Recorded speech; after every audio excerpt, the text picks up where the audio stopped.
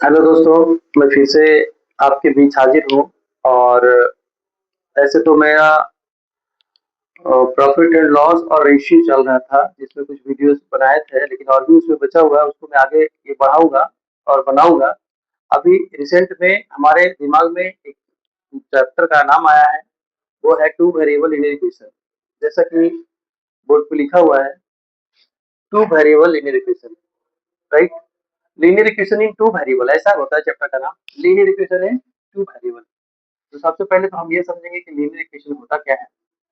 Linear equation in two variable, right. Linear equation in two variable. तो दोस्तों, linear equation सबसे पहले तो हम ये समझेंगे कि लीनियर इक्वेशन होता क्या है। तो अगर किसी भी इक्वेशन का मान अगर दो वेरिएबल मिले, सबसे पहले तो जो इक्वेशन जो मेरा रहेगा, इक्वेशन जो हमारा रहेगा, लीनियर इक्वेशन क्या कहलाता है। तो लीनियर इक्वेशन दोस्तों, वो किसी भी इक्वेशन का डिग्री अगर वन रहे, मीन्स दैट की जो वेरिएबल रहता है, वेरिएबल का मैक्सिमम पावर अगर वन रहे, तो उस वाले इक्वेशन को हम लोग बोलते हैं लीनियर इक्वेशन। जैसे हम बात करें कि x प्लस फाइव बराबर नाइन, तो ये कौन सा इक्वेशन है। तो हम बोलेंगे कि सर ये वाला इक्वेशन जो है ना, वो लीनियर इक्वेशन है। कैसे समझे, क्योंकि इसमें जो है x हमारा वेरिएबल है और उसका मैक्सिमम पावर हम देख रहे हैं कि वन है। और इसका लीनियर इक्वेशन का मान जो निकलता है, जैसे x का मान निकलेगा, तो ओनली और ओनली वन सॉल्यूशन निकलेगा, ओनली वन सॉल्यूशन निकलेगा। सही है। यहाँ तक कि अगर हम बात करें क्वाड्रेटिक का, तो क्वाड्रेटिक में एक्स स्क्वायर होता है। जैसे क्वाड्रेटिक इक्वेशन का बात करें, क्वाड्रेटिक क्या होता है। तो क्वाड्रेटिक इक्वेशन तो इस तरह से होता है कि x square plus b x plus c, right ना। तो इसका एक्स स्क्वायर यहाँ पे a does not equal to zero, right. तो अगर ए जीरो नहीं होगा, तो यहाँ पे एक्स का मैक्सिमम पावर कितना है, दो। तो ये दो डिग्री का इक्वेशन हुआ। और ये वाला जो इसका मान निकलता है, टू सॉल्यूशन निकलता है। कितना सॉल्यूशन निकलता है, दो सॉल्यूशन निकलता है। मतलब एक्स का दो मान आएगा। लीनियर इक्वेशन का अगर बोले कि मतलब स्टैंडर्ड फॉर्म क्या है, बोलेंगे ए एक्स प्लस बी बराबर सी है। ए एक्स प्लस बी बराबर क्या है, सी है, या तो जीरो भी कर सकते हैं। अब बात करते हैं कि ए यहाँ पे कभी भी जीरो नहीं होना चाहिए। अगर ए जीरो हो गया तो दोस्तों देखिए कॉन्स्टेंट बराबर कॉन्स्टेंट हो जाएगा, जो कि गलत है ना। तीन का मान कभी पांच के बराबर नहीं हो सकता। इसलिए हम बोल रहे हैं कि लीनियर इक्वेशन समझिए कि लीनियर इक्वेशन क्या होता है। तो वैसा इक्वेशन जिसमें दिया गया इक्वेशन का वेरिएबल का मैक्सिमम पावर वन हो, उसको हम लोग लीनियर इक्वेशन बोलते हैं। और यहाँ पे दिया हुआ टू वेरिएबल में होना चाहिए। कितने वेरिएबल में होना चाहिए, दो वेरिएबल में होना चाहिए। मतलब या तो आप दो कोई सा भी वेरिएबल ले सकते हैं, एक्स वाई ले सकते हैं, वाई जेड ले सकते हैं, एबीसी ले सकते हैं, ए बी ले सकते हैं, पी क्यू ले सकते हैं, कोई भी ले सकते हैं। तो देखिए, ये एक्चुअली में क्लास 10 का मतलब सिलेबस के अंदर में 10 नंबर का ये क्वेश्चन आता है। इसमें हमारा लैंग्वेज आपको क्वेश्चन भी रहता है, कुछ सिंपल क्वेश्चन भी रहता है। तो देखिए, इसका जो मेथड्स है दोस्तों, तो सबसे पहले तो ग्राफ मेथड पढ़ना है ना। तो ग्राफ मेथड में जो दिया गया है कि आप देखिए, तो लीनियर इक्वेशन इनटू वेरिएबल का मतलब आपको समझ में आ गया। तो लीनियर इक्वेशन मतलब कि वैसा इक्वेशन जिसमें मैक्सिमम पावर क्या हो, वन हो डिग्री का। और बात करते हैं कि टू वेरिएबल, मतलब दो वेरिएबल हमको रिक्वायर्ड चाहिए कि एक्स और वाई। तो दोस्तों, जैसा कि हम बता रहे थे, लीनियर इक्वेशन इनटू वेरिएबल, आपको बात समझ में आ गई कि लीनियर इक्वेशन इनटू वेरिएबल होता क्या है, कैसा इक्वेशन होता है, उसके बारे में हम जान चुके हैं। अब हम देखते हैं कि इसका बहुत सारा टाइप होता है दोस्तों, कि उस टाइप से हम इक्वेशन का मान निकाल सकते हैं। सही है ना। तो सबसे पहला इंटरेस्टिंग जो रहता है वो ग्राफ रहता है, जो कि 10th के बुक में भी दिया हुआ है। हालांकि स्कूलिंग वाला बच्चा जो मतलब अंडर 10 है, उसको ग्राफ मेथड 9 में थोड़ा सा पढ़ना है, 10 में पढ़ना है। ऐसे 8 और 6 में थोड़ा सा सिर्फ समझना है। तो सबसे पहले ग्राफ को मैं आपको समझाता हूँ कि ग्राफ होता क्या है। तो देखिए दोस्तों, ग्राफ हमारा इस तरह से कुछ रहेगा कि दो वेरिएबल का है। तो दो वेरिएबल का हम ले रहे हैं, यहाँ पे x होता है, ये ओरिजिन होता है, इसका जो कोऑर्डिनेट होता है वो जीरो जीरो, एक्स पे भी जीरो और वाई पे भी जीरो। यहाँ पे दोनों ओरिजिन जो है, एक्स कोऑर्डिनेट भी यहाँ पे जीरो होता है और वाई कोऑर्डिनेट भी यहाँ पे जीरो होता है। एक्स का बात करें तो एक्स यहाँ पे जीरो और वाई भी यहाँ पे जीरो। इधर एक्स पॉजिटिव होता है ना, और इधर एक्स हमारा निगेटिव होता है। इधर वाई हमारा पॉजिटिव होता है, ये हमारा वाई होता है, और ये वाई डैश, यहाँ एक्स डैश, ये हमारा वाई डैश निगेटिव होता है। तो दोस्तों, ये मेरा ग्राफ का मतलब पैटर्न हुआ। और इसमें भी होता है, ये फर्स्ट क्वाड्रेंट होता है, सेकंड क्वाड्रेंट होता है, थर्ड क्वाड्रेंट होता है, फोर्थ क्वाड्रेंट। उसके बारे में हम अगले वीडियो में बात करेंगे। तो फिलहाल में जो हमारा इक्वेशन दिया हुआ रहेगा, हमने बोला कि एक्स और वाई का दो वेरिएबल चाहिए और दो इक्वेशन भी चाहिए, क्योंकि दो वेरिएबल अगर रहता है तो एक इक्वेशन से हम सॉल्व नहीं कर सकते हैं। उसके लिए एटलीस्ट हमारे पास दो इक्वेशन होना चाहिए। अगर तीन वेरिएबल रहता है तो उसके लिए कम से कम कितना इक्वेशन चाहिए, तीन इक्वेशन चाहिए, तब हम तीनों वेरिएबल का आंसर हम आसानी से निकाल सकते हैं। तो देखिए मैं बात करता हूँ एक सिंपल सा क्वेश्चन लेकर के, x प्लस वाई बराबर 10 और x माइनस वाई बराबर 2, ऐसा सिंपल सा x प्लस वाई बराबर 10 और x माइनस वाई बराबर 2। अब देखिए ये लीनियर इक्वेशन क्या है, तो बोलेंगे बिल्कुल है। देखिए क्या है कि x का कोएफिशिएंट का बात करें तो 1 है, y का कोएफिशिएंट का बात करें तो 1 है और इसका जो कांस्टेंट का बात करें तो 10 है। उसी तरह से दूसरे इक्वेशन में हमने बोला कि दो इक्वेशन चाहिए, दो इक्वेशन मेरे पास में है, पहला और ये दूसरा। तो इसको बनाने का नियम जो है दोस्तों, सबसे पहले हम चेक करेंगे, सही है। तो मेरे पास तीन कंडीशन रहता है, कितना कंडीशन रहता है, तीन कंडीशन रहता है कि अगर a1 बटा a2, a1 क्या है मैं लिख के बताता हूँ पहले। ये एक्चुअली में इक्वेशन ऐसा होता है,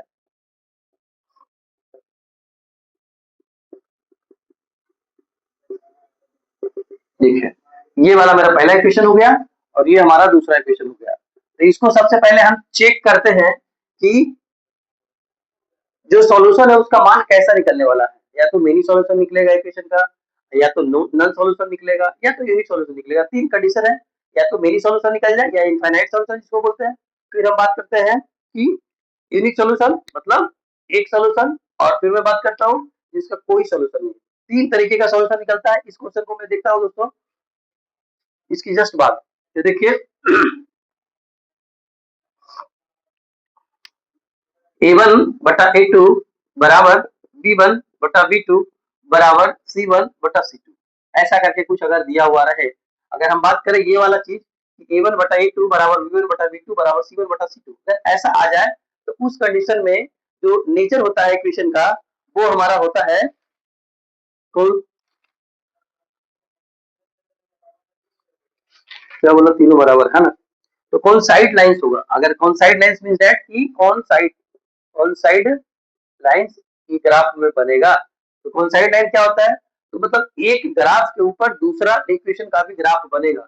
अगर मान लिया जाए कि पहला हमारा ऐसा कुछ बन रहा है तो दूसरा वाला भी हमारा जो है वो इसी पे बनेगा, मीन्स दैट दूसरा वाला जो ग्राफ भी है इसी पे बने जाएगा। इसको हम लोग बोलते हैं कोइंसाइड लाइंस। और इसका जो सॉल्यूशन निकलेगा वो मेनी सॉल्यूशन निकलेगा। क्या निकलेगा, मेनी सॉल्यूशन। कोई सा भी क्वेश्चन लेंगे इसको हम चेक करके देख सकते हैं। सबसे पहले क्वेश्चन दिया हुआ रहता है तो हम इसको चेक करते हैं, चेक करते हैं तो उससे हमारा ग्राफ का कैरेक्टर पता चलता है किस तरह का ग्राफ हमारा आने वाला है। और अगर सही तरीके से आने वाला है तो इसका कोई मतलब नहीं है। ये इक्वेशन में पूछा जाता है, 10th क्लास के इक्वेशन में पूछा जाता है और बोर्ड में भी पूछा जाता है। तो देखिए मेरी सोल्यूशन बता दिए, कंडीशन फर्स्ट रहा। कंडीशन सेकंड का बात करें कि a1 बटा a2 does not equal to b1 बटा b2, राइट दोस्तों। a1 बटा a2 does not equal to b1 बटा b2 अगर आ गया तो उस कंडीशन में हमारा जो इक्वेशन का जो x और y का जो मान निकलेगा वो हमारा निकलेगा यूनिक सॉल्यूशन, यूनिक सॉल्यूशन। और इसका जो ग्राफ रहेगा दोस्तों इंटरसेक्टिंग लाइन रहेगा, क्या रहेगा, इंटरसेक्टिंग लाइंस। मतलब कि ये जो इक्वेशन सॉल्व करते हैं जनरली यही इक्वेशन होता है। इंटरसेक्टिंग लाइन में कैसा ग्राफ मेरा बनता है उसको भी मैं देख लेता हूँ। अब देखिए, देखिए दोस्तों इंटरसेक्टिंग लाइन में अगर मान लेते हैं कि एक हमारा इधर से चला गया, एक हमारा इधर से चला गया, राइट। मतलब दो इक्वेशन हमारे पास में है। तो पहले इक्वेशन का बात करें तो ये वाला मान लेते हैं कि a1x plus b1y plus c1 बराबर 0 अगर आ गया और दूसरे इक्वेशन का ग्राफ हमारा ऐसा आ गया a2x क्या आ गया, a2x plus b2y plus c2 बराबर 0, राइट दोस्तों। तो दो इक्वेशन आ गया उस कंडीशन में।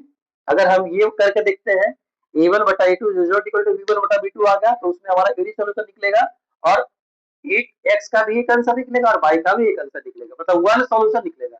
ऐसा नहीं कि x बराबर वन आंसर, ऐसा नहीं, x बराबर आपका जो भी आएगा एक आंसर आएगा।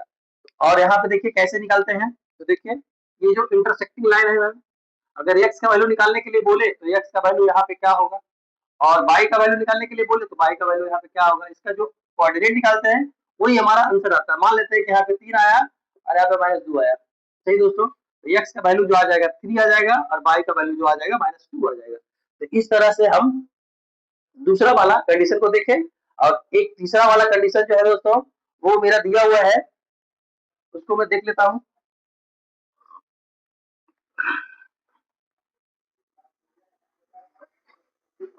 तीसरा वाला जो कंडीशन है दोस्तों, वो दिया हुआ है कि A1/A2 बराबर B1/B2 is not equal to C1/C2।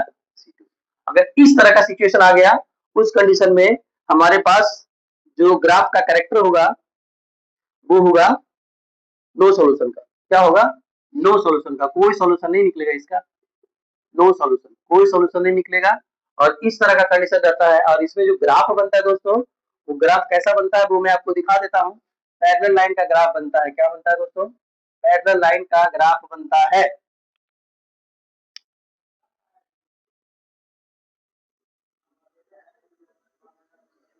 Parallel line कैसा भी बन सकता है, इधर से ऐसे करें तो ये वाला बन सकता है।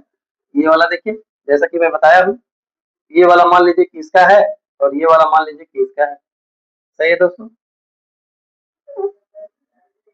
तो हमने एक छोटा सा कोशिश किया कि आपको समझा दूं। मैं फिर से 1 मिनट का समय लूंगा।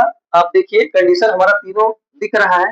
ये वाला में नो सॉल्यूशन होगा, और इसका जो ग्राफ जाएगा वो क्या जाएगा? पैरेलल लाइन जाएगा। क्या जाएगा? पैरेलल लाइन जाएगा। फिर मैं बात करता हूँ A1/A2 बराबर B1/B2 बराबर C1/C2। अब आप बताइए कि इस कंडीशन में मेरा ग्राफ जो जाएगा वो कैसे जाएगा? तो कौन साइड आ जाएगा? क्या जाएगा? कौन साइड लाइन आएगा? मतलब एक ही लाइन के ऊपर दूसरा लाइन भी आएगा। फिर मैं बात करता हूँ A1/A2 बराबर does not equal to B1/B2। तो सर C1/C2 को क्यों नहीं लिखे? तो यही हमारा क्लियर हो गया कि अगर ये दोनों बराबर नहीं रहेगा तो अगले के पास हम क्यों जाएंगे? तो इस कंडीशन में हमारा जो सॉल्यूशन आएगा वो क्या आएगा? इंटरसेक्टिंग लाइन आएगा। सबसे पहले ग्राफ का कैरेक्टर जो रहेगा इंटरसेक्टिंग लाइन आएगा। इंटरसेक्टिंग लाइन और वन सॉल्यूशन निकलेगा। क्या निकलेगा? वन सॉल्यूशन, या तो यूनिक सॉल्यूशन बोलते हैं इसको। वन सॉल्यूशन या यूनिक सॉल्यूशन। राइट दोस्तों। तो इस तरह से मेरा छोटा प्रयास था। और ये वाला जो है कौन साइड का क्या होगा ये बताइए? तो मेरी सॉल्यूशन कौन साइड का क्या होगा? मेरी सॉल्यूशन निकलेगा, मेनी सॉल्यूशन। और इसका जो निकलेगा नो एनी सॉल्यूशन। राइट दोस्तों। तो इस तरह से हमने ग्राफ का एक छोटा सा पार्ट आपको बताया है। आप वीडियो में बने रहेंगे। और मैं मिल रहा हूँ अभी आपसे जस्ट कुछ क्वेश्चन के साथ में। बैक करो, लाइट जल रहा है ना दोस्तों। टू वेरिएबल लीनियर इक्वेशन बनाने का जो मेथड है जनरली 3-4 तरीके का होता है। सही है। तो आपका कौन सा जनरली जो मतलब जनरल वे में जो यूज करते हैं वो एलिमिनेशन मेथड का यूज करते हैं। आप चाहें तो किस तरह का इक्वेशन है वो धीरे धीरे बनाते बनाते आपको आइडिया आ जाएगा कि सब्स्टिट्यूशन मेथड से बनाएंगे तो क्या आसान पड़ेगा, या तो एलिमिनेशन से बनाएंगे तो आसान पड़ेगा। क्रॉस मल्टीप्लिकेशन तो थोड़ा सा सबसे लिए मुश्किल होता है, लेकिन कोई नहीं, मैं हूँ, मैं आपके साथ डिस्कस करूंगा। और आई होप कि आप वो चीज समझेंगे।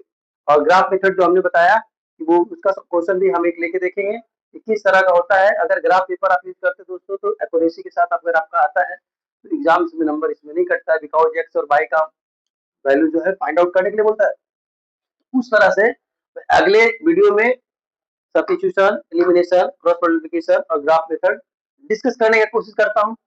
आप वीडियो में बने रहेंगे। और मेरा छोटा सा प्रयास कैसा लगा ये जरूर बताएंगे। Thank you very much. और सपोर्ट करने के लिए थैंक यू।